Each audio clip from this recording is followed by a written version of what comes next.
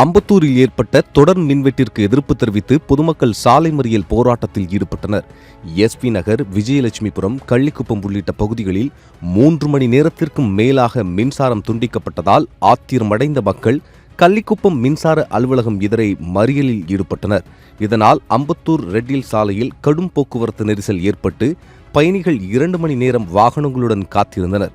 பின்னர் மின்சாரம் வழங்கப்பட்டதைத் தொடர்ந்து பொதுமக்கள் போராட்டத்தை கைவிட்டு கலைந்து சென்றனர். தினமும் இரவு நேரத்தில் இதைப்போல் மின்சாரம் துண்டிக்கப்படுவது வழக்கமாக இருப்பதாகவும் மக்கள் குற்றம் சாட்டியுள்ளனர்.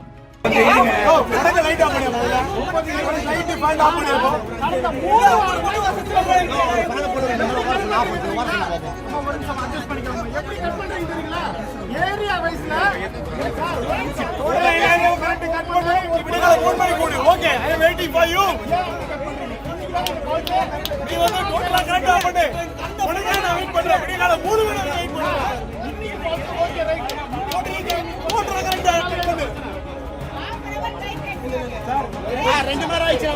ஒரு வாரமா ஆஃப் பண்ணாங்க.